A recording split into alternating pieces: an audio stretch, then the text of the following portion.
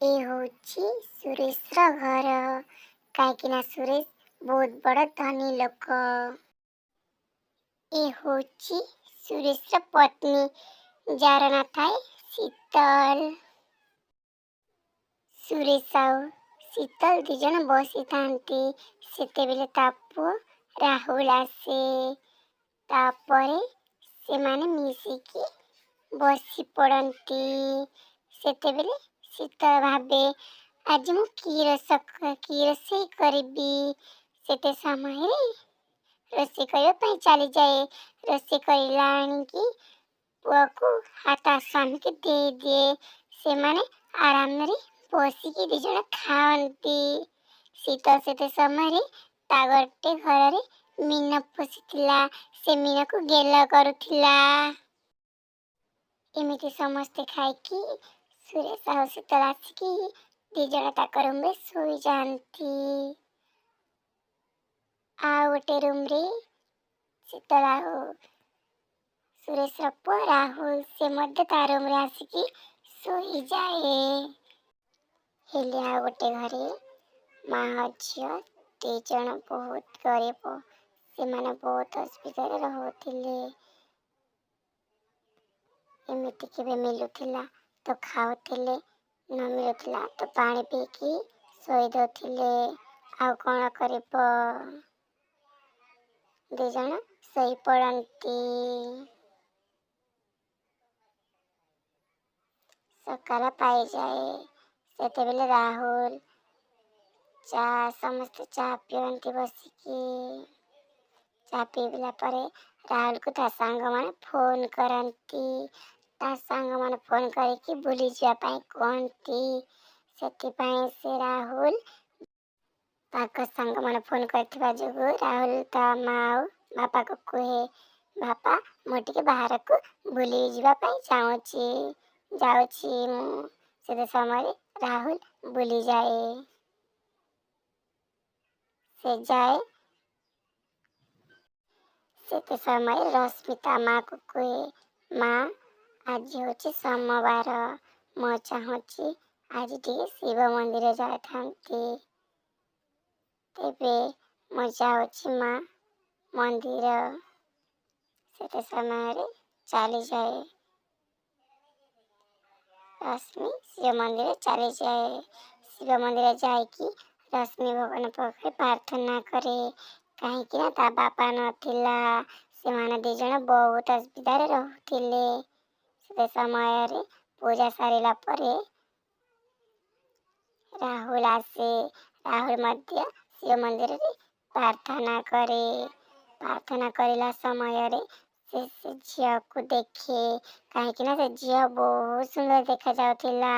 गरीब हेले कौन हैला बहुत भला दिसुथिला। से समय रे राहुल डाकी थाए। सेति पाई रश्मि को तमे के आ काहे कि मते डाकिलो। सेतेबेले राहुल को मु तुमको गोटे कथा कहबा पाई चाहूची। तमे जदि खराब न भाबिबो ताले मु कहूची मु तुमको बहुत भल पाउची। आ मु तुमको विवाह मध्य करिबी। तमे कोन मते बाहे पारी। सेते समय रे रश्मि कहे मु होची गोटे गरीब झियो। आम पाखरे तो खाइबा को किछि नाही। तमे कोन पाई मते भल पाउछ आ कोन पाई विवाह मध्य करबा पाई चाहूछ। रश्मि सतरे मु तुमको बहुत भल पाउची आ तुमको विवाह मध्य करिबी। तमे गरीब हेले कोन हला तमे भी तो गोटे मनीष। प्रेम देखिनी जाति के जाति प्रेम देखिनी धनी बकी गरीब। सतरे रश्मि मु तुमको भल पाउची आ विवाह मध्य करिबी। सेते समय रश्मि घर को चली आसे। घर को चली आसी से बहुत भाबे मु तो गोटे गरीब से केते धनी से मते कोन पाई सेमिति कथा कहला एमिति भाबुथाए। सुरेश आ शीतल दी जण घरे बसी थांती। सेतेबेले तापो राहुल आसे। राहुल आसिकी ता माँ बापा को कहे बापा मु आम गाँव जो झील अच्छी ता ना होची रश्मि। मु ताकू भल पाउची आउ ताकू मु विवाह करिबी। बापा ଆଉ ମୁଁ କାହାକୁ ବିବାହ କରିବିନି, ମୁଁ ରଶ୍ମିକୁ ବିବାହ କରିବି। ସେତେ ସମୟରେ ସୁରେଶ କୁହେ, ଆରେ ପୁଅ, ଏ କ'ଣ କଥା କହୁଛୁ? ଆମେ ଗୋଟେ କେତେ ଧନୀ ଲୋକ, ଆଉ ସେମାନେ ହେଉଛନ୍ତି କେତେ ଗରିବ। ତୋ ପାଇଁ ହଜାରେ ଝିଅ ଲାଇନ୍ ଲାଗିବେ, ହେଲେ ତୁ କାହିଁକି ଏ ଗରିବ ଝିଅରେ ପ୍ରେମରେ ପାଗଳ ହେଉଛୁ? ନାଇଁ ବାପା ନାଇଁ, ସେମିତି କଥା କୁହନି। ସେ ଗରିବ ହେଲେ କ'ଣ ହେଲା?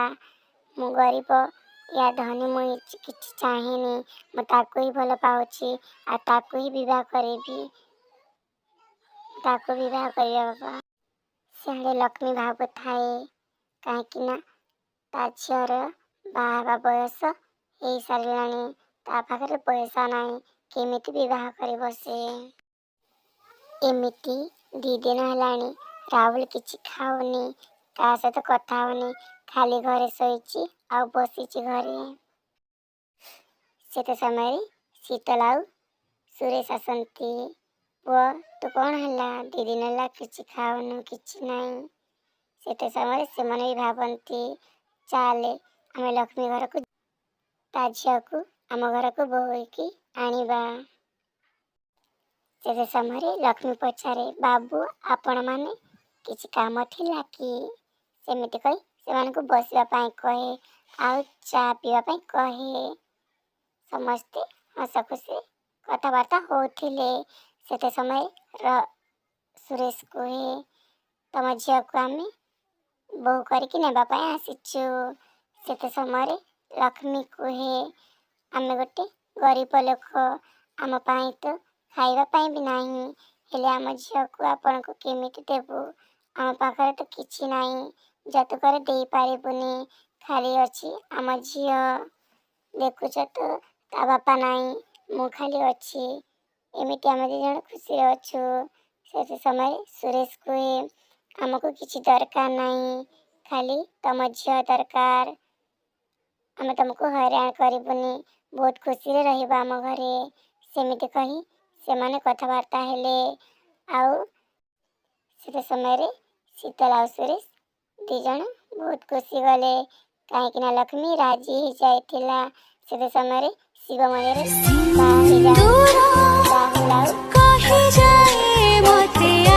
ଘରକୁ ଚାଲି ଯାଆନ୍ତି।